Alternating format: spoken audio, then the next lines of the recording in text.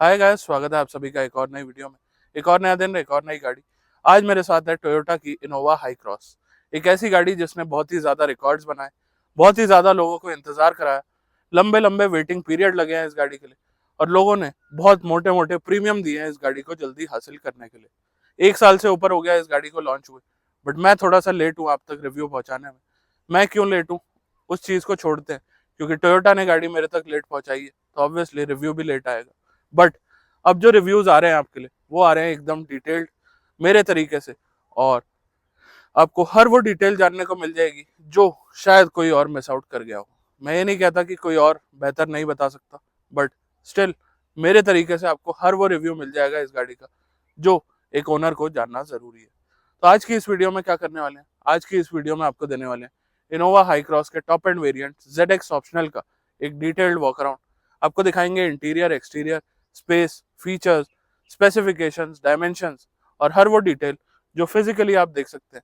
और साथ ही एंड में देंगे वर्डिक्ट, और आपको बताएंगे कि क्या आपको 2024 के अंदर भी इनोवा हाई क्रॉस को कंसिडर करना चाहिए या किसी और अल्टरनेटिव की तरफ नजर बनानी चाहिए।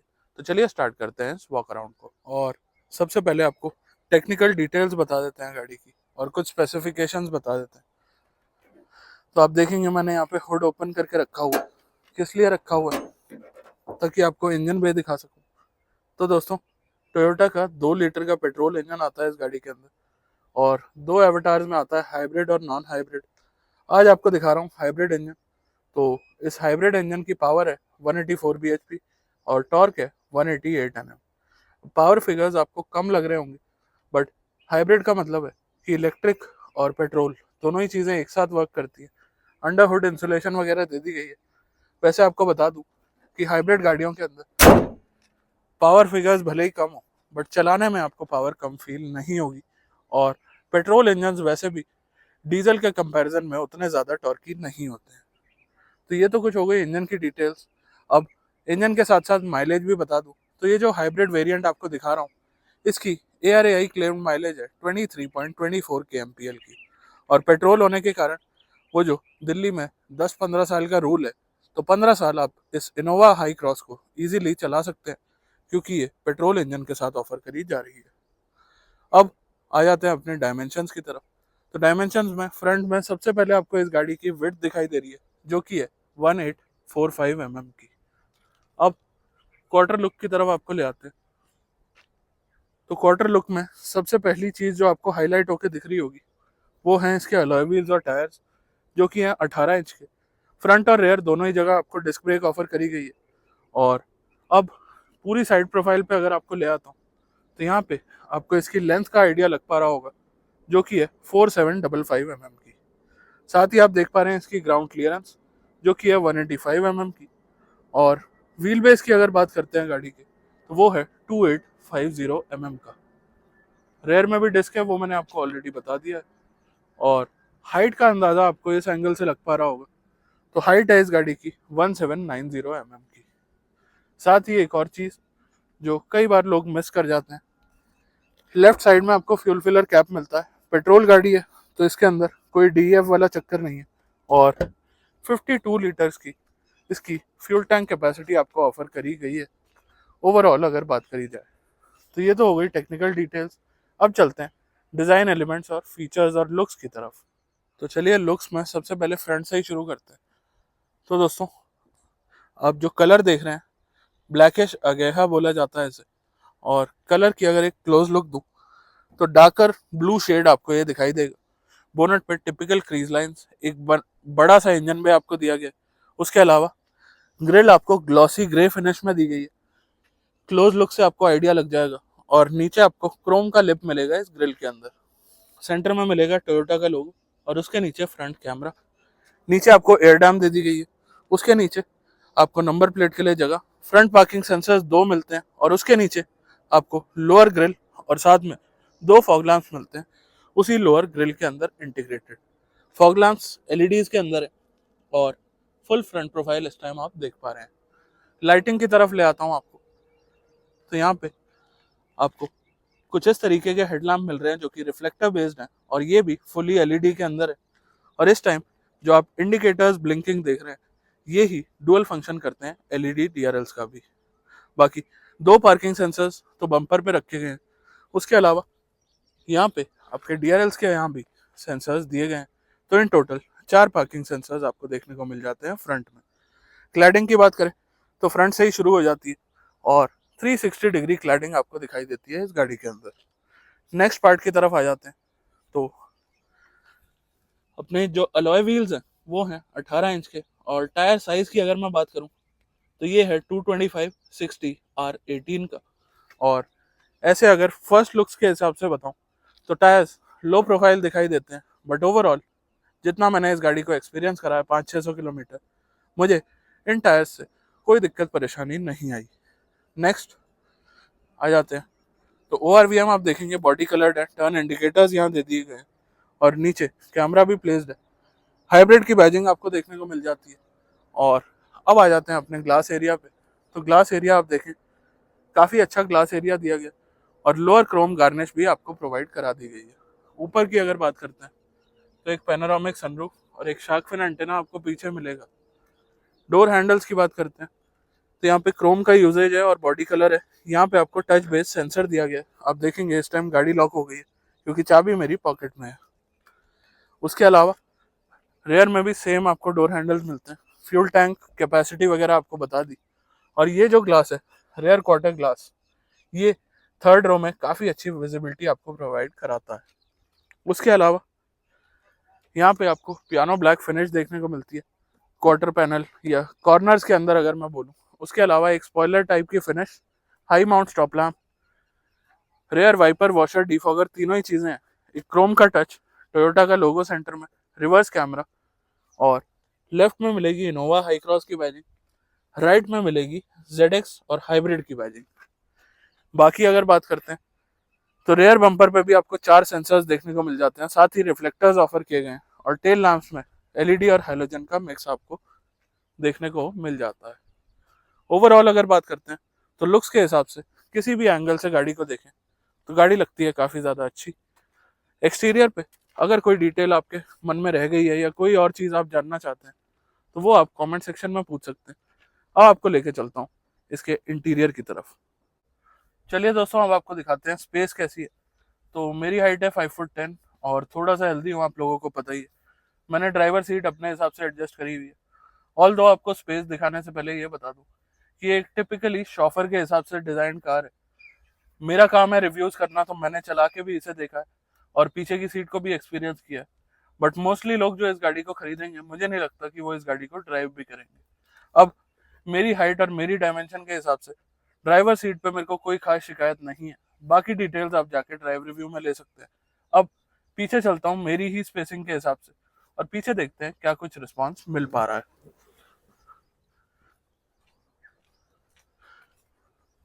तो दोस्तों, यहाँ पे अगर आप देखेंगे तो इनग्रेस आउटग्रेस की अगर बात करूँ तो हाइट बहुत ज़्यादा नहीं है और फुट बोर्ड नहीं दिया गया है गाड़ी में, बट इजीली थोड़ा सा लंबा पैर रख के अंदर आने में कोई दिक्कत परेशानी, कोई समस्या यहाँ पे नहीं है।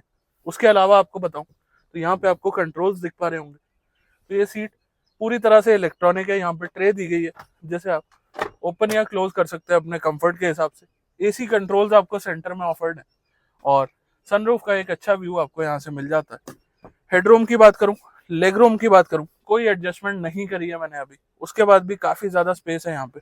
और ये आप देखेंगे तो बहुत ज़्यादा आगे भी कर सकता हूँ सीट को और मैक्सिमम पीछे करने के बाद आप देखेंगे तो यहाँ पे पूरा स्पेस मेरे को देखने को मिल रहा है और स्पेस के मामले में कोई दिक्कत परेशानी, कोई कमी यहाँ पे नहीं लग रही। अब नेक्स्ट दोस्तों बारी आ गई है इंटीरियर्स की तरफ चलने की। तो इंटीरियर्स में चलते हैं और वहाँ भी दे देते हैं आपको सभी डिटेल्स। सबसे पहले बात करेंगे डोर पैनल की। तो ये जितना भी ब्राउन पार्ट आप देख पा रहे हैं पूरा लेदरेट में, और यहाँ पे स्टिचिंग वगैरह भी आप देख सकते हैं। सिल्वर इंसर्ट दिए गए हैं क्रोम में inside door handles, again silver insert आपको मिल रहा है और यहाँ पे आपको एक कॉइन होल्डर मिल जाता है। उसके अलावा फ्रंट में क्वार्टर ग्लास दिया गया है जिससे विजिबिलिटी थोड़ी सी बेहतर हो जाती है। यहाँ पे पावर विंडो के controls, lock unlock, window lock, ORVM के कंट्रोल्स, ये कुछ चीज़ें प्रोवाइडेड है। और नीचे आपको स्पीकर सेटअप और यहाँ पे एक बॉटल होल्डर, और साथ में यहाँ पे अब आप मैगजीन रखना चाहें या 2 बॉटल्स और रखना चाहें तो वो चीज़ भी आप रख सकते हैं। पूरे डोर का लुक कुछ इस तरीके का आता है। और नेक्स्ट चलते हैं अपनी सीट्स की तरफ। तो सीट्स आप देखेंगे वही ब्राउन लेदरेट में दी गई है। और एक चीज़ से मैं निराश हुआ इसकी सीट्स में। अब आप में से काफ़ी सारे लोग यहीं पे मुझे टोकेंगे कि इनोवा की सीट्स में मैं निराश क्यों हूँ, तो वो आपको बताऊंगा मैं सेकेंड रो में जाके।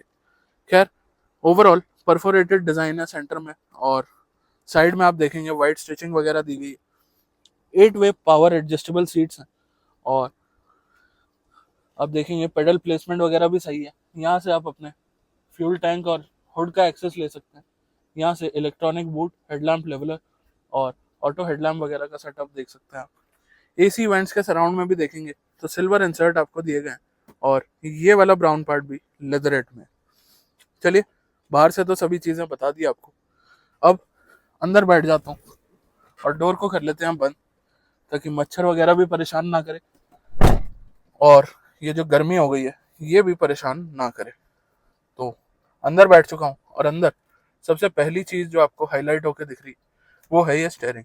तो जी हाँ दोस्तों, एक नया डिज़ाइन स्टेयरिंग का टोयोटा का आपको देखने को मिल रहा है, जो कि थोड़ा सा डिफरेंट है। और आपको बता दूं, ये हाइड्रोलिक नहीं, ये इलेक्ट्रॉनिक पावर स्टेयरिंग है। एक कंट्रोल यहाँ पे छूट गए थे, तो ये वाले जो कंट्रोल्स हैं, मेमोरी सीट्स भी आपको इस गाड़ी के अंदर ऑफर करी गई हैं। एसी वेंट्स के नीचे आपको कुछ इस तरीके से ग्लास होल्डर मिल जाते हैं। तो अगर आप कुछ पीने का शौक रखते हैं, चाहे वो कॉफ़ी हो, चाहे वो जूस हो, या कोई भी और चीज़ हो, तो वहाँ पे भी आपका ख्याल रखा गया है। बाकी ऊपर आप ट्विटर्स की प्लेसमेंट देख सकते हैं, डैशबोर्ड में भी और पिलर में भी, दोनों ही जगह कर दी गई। और हम बात कर रहे थे स्टेयरिंग की, तो दोस्तों स्टेयरिंग के अंदर मैनुअल एडजस्टमेंट है, बट टिल्ट और टेलीस्कोपिक दोनों ही तरह से आप इसे एडजस्ट कर सकते हैं। कंट्रोल्स की बात करते हैं, तो ये जो नीचे वाले कंट्रोल्स आप देख पा रहे हैं दोनों ही तरफ, ये दिए गए हैं मीडिया के, ये वाले दिए गए हैं अपने क्रूज कंट्रोल और अडास फीचर्स के, और ये वाले कंट्रोल्स दिए गए हैं अपने MID के। ये कॉलिंग का कंट्रोल है, सिंगल बटन, और ऐसा कुछ सेटअप दिया गया है फुल कंट्रोल्स का। लेदर रैप्ड स्टेयरिंग व्हील है, और यहाँ अगर आप देखेंगे तो प्लस और माइनस थोड़ा सा छोटा आपको दिख रहा होगा ये वाला, तो पैडल शिफ्टर्स भी दिए गए हैं। राइट साइड में आपको हेडलैम्प कंट्रोल्स मिलते हैं, और ऑटो हेडलैम्प्स भी इस गाड़ी के अंदर आपको ऑफर किए जाते हैं। लेफ्ट साइड में आपको वाइपर कंट्रोल्स मिलते हैं, और रेन सेंसिंग वाइपर्स भी आपको इस गाड़ी में दिए जाते हैं। अडैस की बात कर ही रहा हूँ, तो यहाँ पे कैमरा प्लेस्ड है, जो मैं आपको शायद बाहर से दिखाना भूल गया। तो अडैस भी इस गाड़ी के अंदर आपको ऑफर किया जाता है। अब दोस्तों नेक्स्ट चलते हैं अपने स्पीडोमीटर की तरफ, और वहाँ बात करते हैं और डिटेल्स की। तो यहाँ आप देखेंगे ऊपर फ्यूल मीटर और नीचे आपको टेम्परेचर मीटर दिया गया। उसके अलावा लेफ्ट में आपको इको और पावर मीटर देखने को मिल जाता है। साथ ही यहाँ आप देखेंगे डिजिटल स्पीड, राइट में टाइम, एक MID, यहाँ पे अडास के कंट्रोल, कौन से मोड में गाड़ी चल रही है। 3-4 मोड आते हैं, जैसे इस टाइम EV लिखा हुआ है तो EV में, पावर, इको और नॉर्मल। ये कुछ रिस्पॉन्स है, कौन से गियर में आप, आउटसाइड टेम्परेचर क्या है, ओडोमीटर की रीडिंग क्या है, ये कुछ रिस्पॉन्स है। उसके अलावा यहाँ पे आप देख पा रहे होंगे तो एक नीडल दी गई है आपको, जो कि ट्रिप A और ट्रिप B को सेट करने के लिए दी गई, और साथ ही इसी से आप ब्राइटनेस भी एडजस्ट कर सकते हैं। चलिए, ये तो हो गया आउटलुक। अब डिटेल्स में चलते हैं कुछ। तो डिटेल में आपको दिखाता हूँ कि क्या क्या चीज़ें ऑफर्ड हैं यहाँ पे। पहला, अडेप्टिव क्रूज मोड आपको दिया गया। नेक्स्ट चलते हैं, तो TPMS दिया गया। उसके अलावा कौन से पावर सोर्स से गाड़ी पावर ले रही है, वो चीज़ें आप यहाँ पे देख सकते हैं इजीली। और नेक्स्ट आ जाता है अपना ट्रिप, ये करंट ट्रिप रहता है। उसके अलावा क्लॉक, LDA, BSM, तो बेसिकली अडैस के फीचर ऑन या ऑफ आप यहाँ से कर सकते हैं काफ़ी इजीली, बिना किसी परेशानी के। और उसके अलावा सीलिंग लाइट मैंने आपको नाइट ड्राइव रिव्यू में दिखाई है क्या है, कहाँ है, तो वहाँ आप देख सकते हैं जाके। व्हीकल सेटिंग्स में अगर चलते हैं, तो यहाँ अगेन कुछ सेटिंग्स ऑन या ऑफ करने के ऑप्शन है। और लास्टली एक और सेटिंग्स का ऑप्शन है, जिसमें आप लैंग्वेज, यूनिट्स, मीटर टाइप को अगर एनालॉग पे डालते हैं तो कैसा लगता है वो भी दिखा देता हूँ। कुछ ऐसा रिस्पॉन्स आता है। EV मोड ऑन या of, trip summary, MID of, MID of में कैसा रिस्पॉन्स आता है वो भी आपको दिखाने की कोशिश करते हैं। MID तो ऑफ नहीं हो रहा है, बट ये कुछ रिस्पॉन्स आता है, और ये वाला लेआउट भी काफ़ी अच्छा लग रहा है। बाकी इको, पावर और नॉर्मल कुछ इस तरीके के दिखाई देते हैं इस मोड के अंदर। चलिए, ये तो बात हो गई अपने स्पीडोमीटर की। अब चलते हैं बाकी डिटेल्स की तरफ। स्टेयरिंग का आपको मैंने बता दिया था, स्टीयरिंग के लेफ्ट में ही आपको पावर बटन मिल जाता है। और सेंटर में आ जाते हैं अब अपने स्क्रीन की तरफ, तो JBL का यहाँ पे ब्रांडिंग करी गई है। और फिजिकल कंट्रोल्स आपको मिलते हैं वॉल्यूम के, होम बटन, बैक और पावर बटन। बाकी वॉल्यूम वगैरह बंद कर देते हैं अभी के लिए। उसके अलावा यहाँ पे अगर आपको बताऊं क्या क्या चीज़ें दी गई हैं, तो स्क्रीन में सबसे पहले आपको कैमरा दिखाना चाहता हूँ। डे टाइम में एक 30-35 लैक्स की कार का कैमरा कैसा है और कैसा रिस्पॉन्स करता है, वो यहाँ पे आप इजीली देख पाएंगे। तो यहाँ आप देख सकते हैं कुछ ऐसा रिस्पॉन्स है कैमरा का, जो कि ठीक ठाक है, बहुत अच्छा नहीं बोलूँगा, बहुत बुरा नहीं बोलूँगा। बट नाइट ड्राइव रिव्यू में देखिएगा तो रात में इस कैमरा का रिस्पॉन्स उतना ज़्यादा अच्छा मुझे नहीं लगा। उसके अलावा 360 डिग्री है, तो आप इसमें अलग अलग एंगल से भी व्यू ले सकते हैं। जैसे कि इस टाइम आप फ्रंट कैमरा देख पा रहे हैं और ये हो गए अपने साइड कैमराज। तो ये कुछ रिस्पॉन्स आपको यहाँ पे देखने को मिलता है कैमराज का। अब कैमराज के बाद और चीज़ों की बात करें तो दोस्तों ठीक ठाक साइज की स्क्रीन है, फिजिकल कंट्रोल दिए गए हैं, ये काफ़ी अच्छी बात है। एंड्रॉइड ऑटो, एप्पल कारप्ले आ जाता है इसके अंदर। और बाकी बेसिक आपकी जो सेटिंग्स होती हैं ऑडियो, डिस्प्ले और ब्लूटूथ से रिलेटेड, वही ऑप्शंस दिए गए हैं। बहुत ज़्यादा डिटेल्स इसके अंदर नहीं है। नीचे आ जाते हैं तो सेंटर में आपका हजार्ड लैम्प स्विच मिलता है। अगेन आपको सिल्वर फिनिश मिलेगी AC वेंट्स के सराउंड में। ऑटो AC के और वेंटिलेटेड सीट के कंट्रोल्स आ जाते हैं। और ये वाले वेंटिलेटेड सीट के हैं, ये जो आप देख रहे हैं ये भी अगेन बटन्स है। और नीचे आपको 2 डिफॉगर, उसके अलावा AC मोड्स, ऑटो AC और फैन ऑफ करने के बटन्स दिए गए हैं। अब आ जाते हैं अपने गियर कंसोल की तरफ, तो यहाँ अगेन पियानो ब्लैक का टच है और एक यू शेप में आपको सिल्वर फिनिश दिखाई दे रही होगी। Gear knob again leather wrapped है और P, R, N, D और S मोड दिया गया है इसके अंदर। उसके अलावा इस बटन से आप अपने कैमरा का एक्सेस ले सकते हैं किसी भी time. Electronic parking brake, auto hold का फंक्शन, ड्राइव मोड आप यहाँ से चेंज करेंगे, EV मोड पे आप यहाँ से जा सकते हैं। और ट्रैक्शन कंट्रोल के लिए आपको ये बटन दे दिया गया है। इसके जस्ट नीचे चलेंगे तो यहाँ पे आपको USB Type-C और नॉर्मल USB सॉकेट दोनों ही दे दिए गए हैं, जिससे आप अपने किसी भी डिवाइस को चार्ज कर सकते हैं।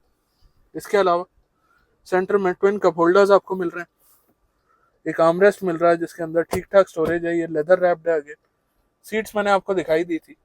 और अब चलते हैं पैसेंजर साइड, वहाँ दिखाते हैं क्या डिटेल्स हैं। ये अगेन लेदर पार्ट है, ये सिल्वर प्लास्टिक पार्ट है। यहाँ पे आपको एक लाइटर पोर्ट दिया गया और यहाँ पे इस स्पेस में आप इजीली अपना फ़ोन वगैरह स्लाइड इन कर सकते हैं। वहाँ पे अगेन AC वेंट के नीचे एक कप होल्डर दिया गया और ग्लव बॉक्स की स्टोरेज काफ़ी सही है। डैशबोर्ड फ्लैट है, तो वहाँ पे भी आपको कोई दिक्कत परेशानी नहीं आती है। और सनशेड की तरफ चले तो मिरर विद लाइट आपको प्रोवाइड करा दिया गया। ऊपर एक बड़ी सी पैनोरामिक सनरूफ। कंट्रोल्स की तरफ आ जाते हैं ऊपर के, तो यहाँ पे ब्लैक कंट्रोल्स दिए गए और लाइट्स दी गई हैं हैलोजन के अंदर। उसके अलावा डोर पे आप इसे ऑन या ऑफ कर सकते हैं। दोनों लाइट्स कुछ इस तरीके से लिट अप हो जाती हैं।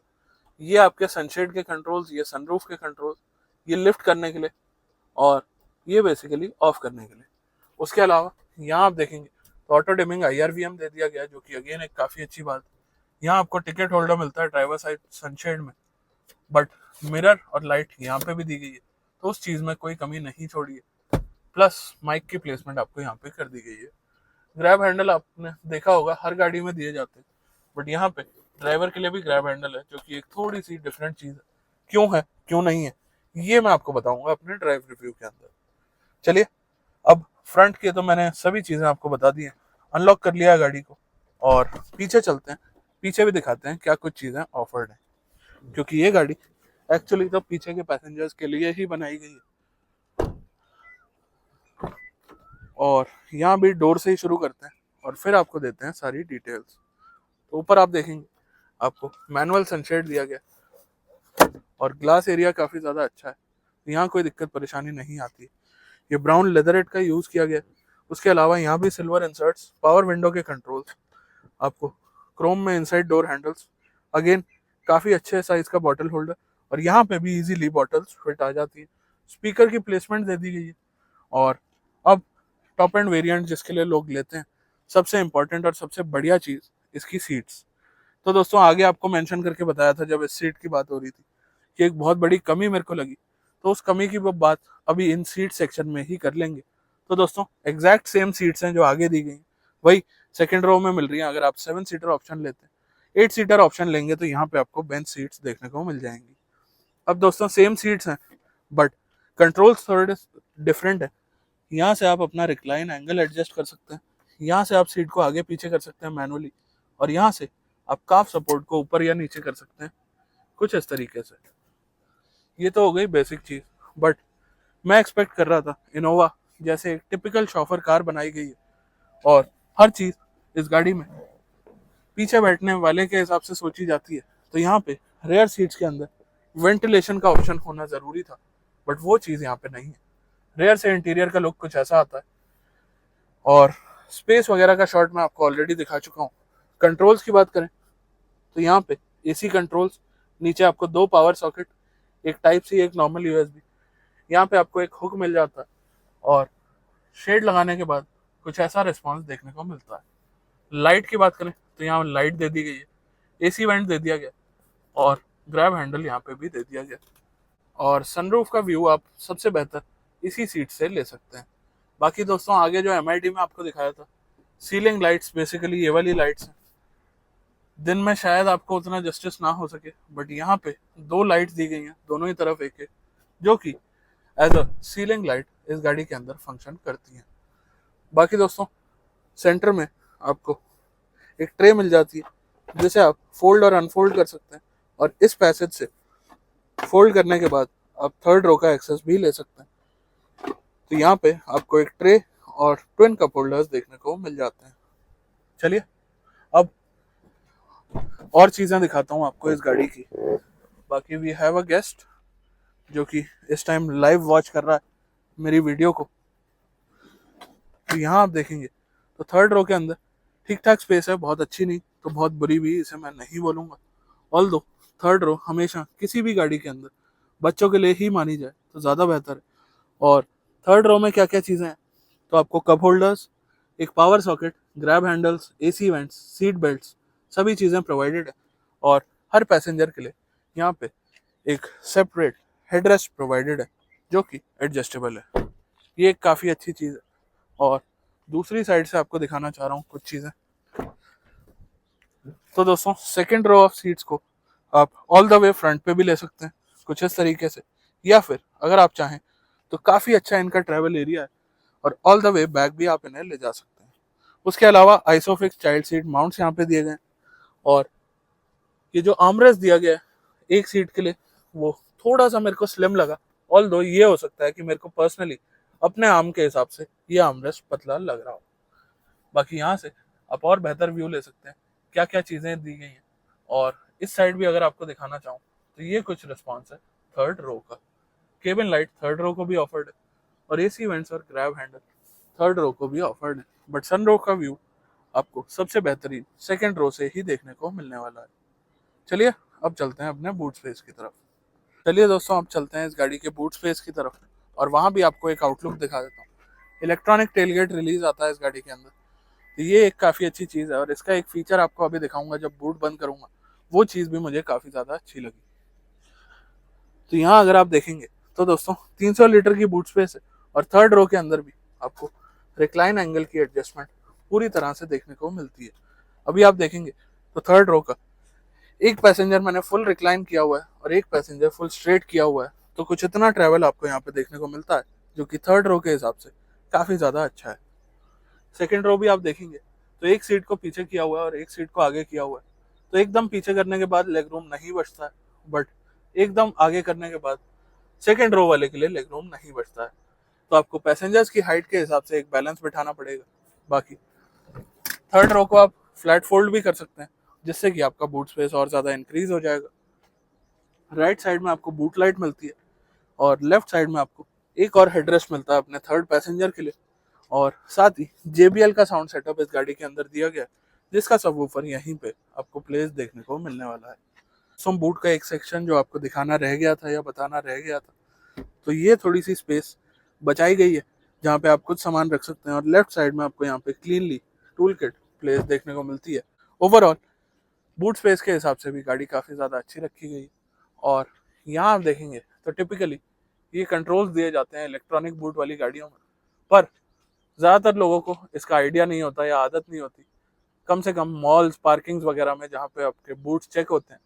तो दोस्तों ये देखिए, हल्का सा अगर इसे पुश भी दिया जाए तो ये अपने आप ऑटो फंक्शन करने लग जाती है। वेयरएज बाकी इलेक्ट्रॉनिक बूट वाली गाड़ियों में ऐसा नहीं होता, वहाँ पे ये अटक जाती है और फिर पूरा प्रोसेस दोबारा खोल के दोबारा बंद करना पड़ता है बूट को। अब चलते हैं अपने वर्डिक्ट की तरफ। तो दोस्तों देखा आपने इस इनोवा हाई क्रॉस के टॉप एंड वेरिएंट का एक डिटेल्ड वॉक अराउंड। कोशिश करिए अपनी तरफ से कि हर वो डिटेल आपको बता दूं जो फिजिकली या टेक्निकली आपको पता लग सके किसी भी ब्रोशर के अंदर। इस वीडियो के बाद मुझे नहीं लगता कि आपको ब्रोशर पढ़ने की कोई ज़रूरत है या कोई भी डिटेल मैंने ऐसी स्किप करी है जिसके लिए आपको गूगल सर्च करना पड़े। स्टिल अगर आपका कोई डाउट रह गया हो तो नीचे कमेंट सेक्शन खुला है, वहाँ पे जाके आप पूछ सकते हैं। और अब एंड में वर्डिक्ट में बात कर लेते हैं। तो दोस्तों एमपीवी सेगमेंट में कोई कॉम्पिटिटर्स तो अवेलेबल है नहीं, एक आध कॉम्पिटिटर है इस गाड़ी का। अगर डायरेक्ट राइवलरी देखें, इनोवा क्रिस्टा को मैं इसका कॉम्पिटिटर मानता नहीं हूँ, क्योंकि वो सिर्फ डीजल में आती है और ये सिर्फ पेट्रोल में आती है। तो एक अकेला राइवल रह गया जो कि है किया की कार्निवल, जिसका नया अवतार आने की वेट ऑलमोस्ट 1 साल से ऊपर हो गया। आपको ऑटो एक्सपो में दिखाया था किया कार्निवल का नया वर्जन, उसके बाद से अभी तक तो कोई अपडेट नहीं है कि कब आएगा कब नहीं आएगा। और अभी जो किया कार्निवल चल रही है वो हो चुकी है काफ़ी ज़्यादा आउटडेटेड। तो मेरे हिसाब से ये गाड़ी अपडेटेड भी है और ठीक ठाक पैसों में भी मिल जा रही है, कंफर्ट भी पूरा है और इनोवा का नाम है, टोयोटा की रिलायबिलिटी है। तो इस गाड़ी पे जाने में 2024 में भी कोई दिक्कत परेशानी नहीं है। और अगर आप एक एमपीवी देख रहे हैं तो मेरे हिसाब से आप इनोवा हाई क्रॉस पे डेफिनेटली जा सकते हैं। चलिए दोस्तों, आज के वीडियो में बस इतना ही। मिलता हूँ बहुत जल्द एक नई वीडियो के साथ, तब तक के लिए धन्यवाद।